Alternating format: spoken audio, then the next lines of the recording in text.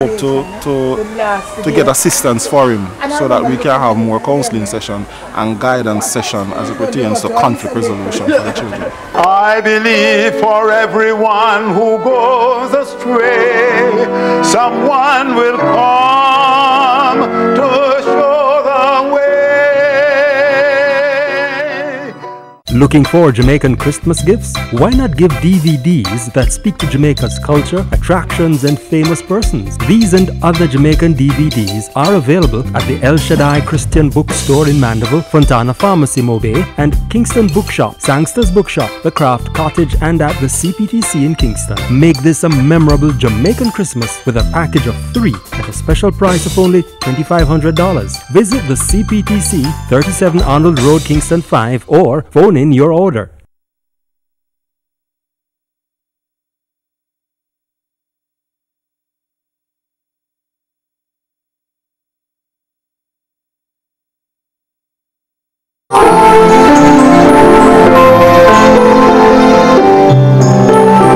You're watching Hill and Gully Ride, and we are at Franklin Town Primary School in Kingston, listening to stories being told by past students and teachers, telling why the school means so much to them and why they are intent on preserving it. I'm Damien McLean, presently the president of the Past Student Association of Franklin Town Primary. I was living in Spanish Town, actually a place called Sunnyside. So we had to get up like 4 o'clock in the morning. We commuted from Spanish Town to here, which was like some 15 miles. In the back of a pickup truck early in the morning. Sometimes he would take us to Penwood Road, which is in Waterhouse there. That is his job base, and have a driver drop us off here. We would then move on to my grandmother's in the evening and stay there down in Somerset Avenue there, and stay there until he could pick us up. Back in our days, it was where whether you could afford to or not, you got the veggie patties and the little half pint of the nutritious milk, and everybody had to have it. Sports day for this school was right throughout the year, because if you picked up paper from the schoolyard and it was done properly, your house would be awarded points, and all these points would accumulate over that period until the particular day came down, where it's 2 days, 2 parts. One fold would be here, where you would have the yard events like arithmetic race, sack race, potato race, shoelace race, and stuff like that. And then on the following day we would move on to Up Park Camp, because we had the privilege of using their premises. And you know, there you would see some throwdown, you know, the relays and the 100 meters. The school had a motto that says only the best is good enough, and it would encourage you to set your bars very high, aim there, and try to achieve that. And I think that has followed me throughout my life thus far. We have made a pledge on making this institution better than it was before. As far as spirit, it's going to be hard to beat, you know, because we all had a drive. But as far as facilitating the proper equipments and stuff, that's our goal. We aim to provide them with it as much as we can. We seek sponsorships from various establishments. We must say thanks, many thanks to Food for the Poor. They have reached out and opened their doors to us. Big Joe's of the neighborhood here has supported our Boys' Day, Girls' Day, stuff like that. We've had Captain's Bakery that has reached out. We have had confirmation from National's Bakery for the September year, because we have a breakfast program for the kids, because we're in an inner city community. Half the times a lot of kids turn up and they're not properly prepared for school, in that they haven't had a proper meal, a nourished meal. So for as much as we can get support with that area. My name is Rohan Wong. I came to Franklin Town from 1971 to 1976. Currently I am the vice principal, one of the vice principals at Jamaica College. I think the cultural exposure that we got at Franklin Town, I really enjoyed that, and I hope it is still vibrant in the school. My name is Audrey Moore. At the time when I attended Franklin Town, 1970 to 76, I was Wong. What stands out most in my mind was the unconditional love of all the teachers. They looked out for every child. Teachers were our mothers, they were our teachers, they were our guidance counselors, everything encompassed in one. The poetry, the drama, singing, we were just all involved. It didn't matter who was talented in what era, but we all had to take part. We lived in Mullines Road at the time. Two buses to get here, and I remember daylight saving time. Sometimes we would get here like 5:30, 6 o'clock because it was dark. We usually walk in the gully on South Camp Road. It's a shallow gully. Jump back out, check the chicken hatchery. We checked every place on South Camp Road and Dinero Road on our way to downtown. So we just had a blast. And I remember Harvest here. Every year we had to come and present your basket offering on the stage out there. That was very good. I'm a teacher today because of the teachers I had. My entire family came to Franklin Town. One thing that I remember, you know, we would always have mini fair. When it comes to mini fair, it was always on a Saturday, and we'd be excited to go to a mini fair. And now we hear about Mrs. Coombs, the teacher, the famous lady with a whip. Mrs. Coombs. Mrs. Coombs. She had a no-nonsense teacher. We had to toe the lines. Always make sure that whatever we needed to do, we were doing. She had that strap that she called the Johnny Scorpion. And she would roll it up and put it in her desk. And when it's time to take out the scorpion, she'd just release it. And of course, you had to stand up and she would give it to you. And boy, you like a snake. It was hot. What about late coming? I never had an experience of being late.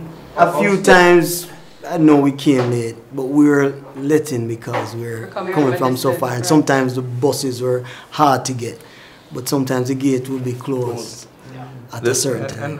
And the real truth of the matter, you know, is that there was so much love in the environment that you really didn't even want to go home. Everybody was, you know, just happy to come back early in the morning and tell you about the episode of Rough and Ready, or, you know, all the little cartoons that JBC would have brought at the time. It was one station, right? Yeah, but, you know, nobody wanted to be late. I remember this one poem was The Boy Who Laughed by George Cooper. And it says, I know a funny little boy, the happiest ever known. His face is like a beam of joy, although his clothes are torn. I saw him tumble on his nose and waited for a groan. But how he laughed! Do you believe he struck his funny bone? No matter how the day may go, you cannot make him sigh. He is worth a dozen boys I know who pout and moan and sigh. And then you'd bow and you get it.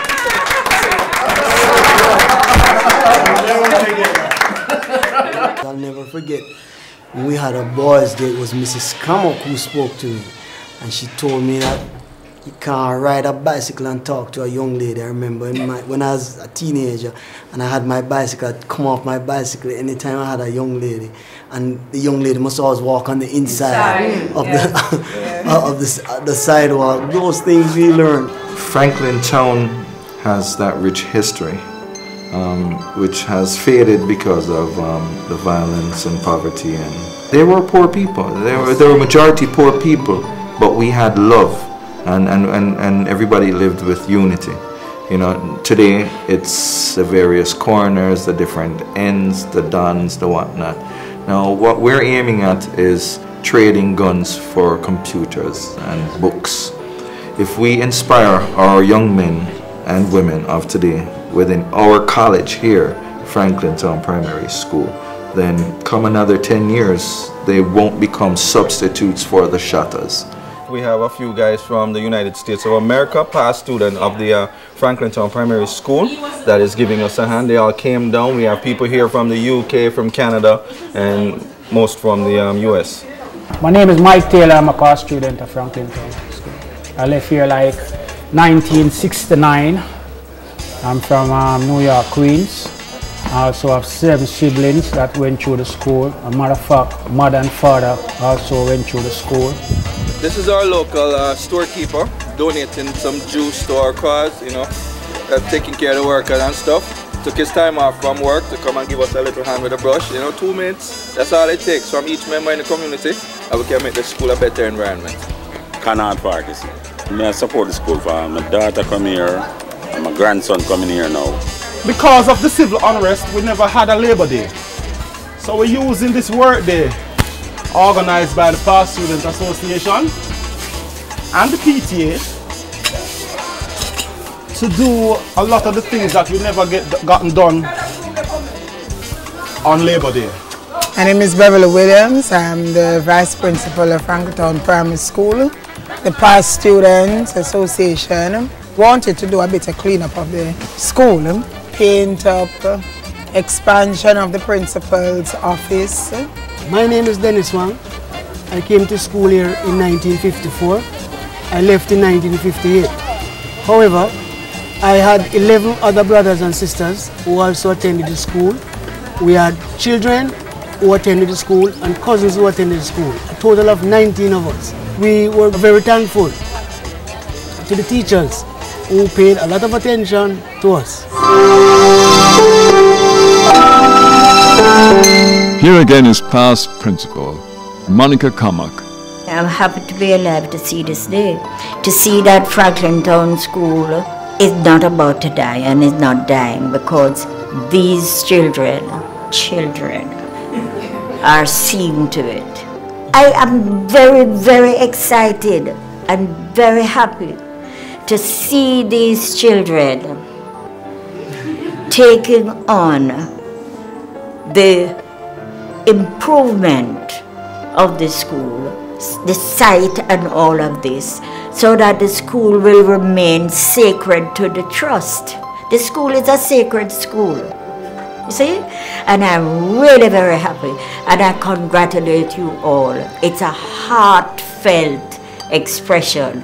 Helen Gully Ride at Franklinton Primary School in Kingston with a group of past students who have gotten together with a scheme they call Operation Uplift, an attempt to rescue their school and to bring it back to the days of glory that they experienced when they were going there.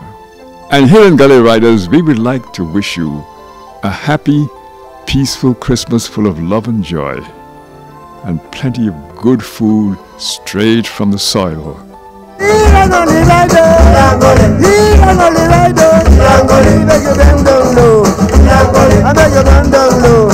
Thank you for watching Hill and Gully Ride. Ah, yeah, yeah, yeah. Ah, yeah.